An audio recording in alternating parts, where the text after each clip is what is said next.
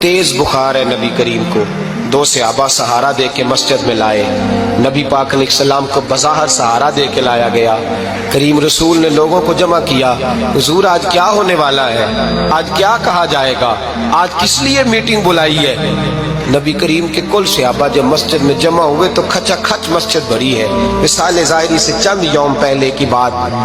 नबी पाक ने फरमाया आज तुम्हें कोई जिहाद की तरगीब नहीं देनी, आज कोई नया पैगाम नहीं देना, आज तुम्हें बताना है कि रब ने अपने बंदे को इख्तियार दिया है, चाहे तो दुनिया में रहे चाहे तो उसकी बारगाह में हाजिर हो जाए। उस अब्द ने बारगाह रबूबियत की तरफ लौटने का इरादा कर लिया है।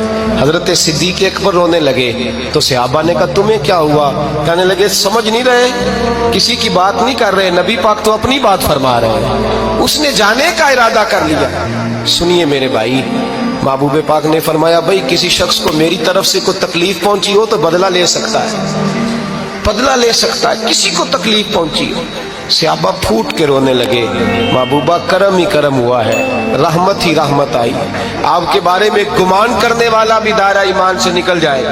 हुजूर आप क्या फरमा रहे हैं। फरमाया नहीं भाई उठो। पीछे से जनाब अकाशा बिन मोहसिन उठे, हाथ कांपते हैं आगे बढ़े, कहने लगे या रसूल अल्लाह एक जंग के मौके पर आपने दुर्रा मारा था, नंगी पीठ पर सफ़ें सीधी कराते, बात दिल में रह गई है, मैंने बदला लेना है।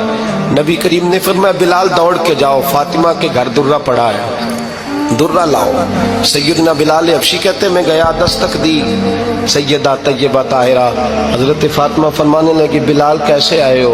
अम्मा जी वो दुर्रा चाहिए था।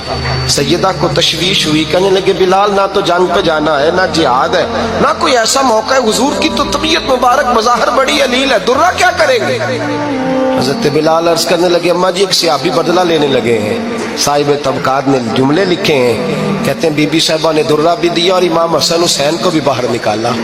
फरमाने लगी अकाशा से कहना 100 दुर्रे मारे इन दो शहजादों के जिस्म पर, नबी पाक के करीब न जाए। मैंने 2 बच्चे पैदा ही अपने महबूब पर कुर्बान करने के लिए किए, इनको ले जाए। हजरत बिलाल कहते मैं 2 शहजादे लेके आया और जब दरवाजे में मैं लेके पहुंचा तो नबी पाक ने देखा तो आंखों में आंसू आ गए। फरमाया इनको बिठा दो, मुझे पता है फातिमा ने क्या कह के भेजा है। हजरत सैयदना बिलाल फरमाते हैं दुर्रा मैंने जनाब अकाशा को दिया। हजरत अकाशा दुर्रा लेके आगे जो बढ़े तो हजरत अबू बकर सिद्दीक ने उनके पैरों पे हाथ रखा, फरमाया अकाशा मेरी तरफ आ यार, मुझे मार दुर्रे, नबी पाक के करीब ना जा। मुस्तफा करीम ने फरमाया अबू बकर तू हट जा, इसे आने दे।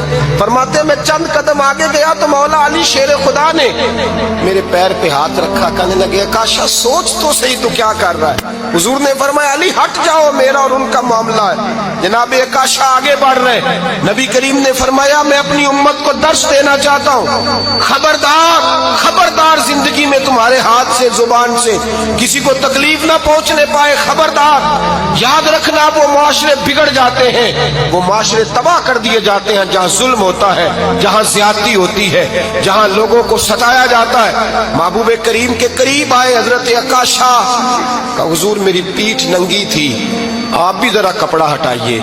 नबी करीम ने पीठ से कपड़ा हटाया, जनाब अकाशा ने दुर्रा जो उठाया तो सहाबा की चीखें निकली।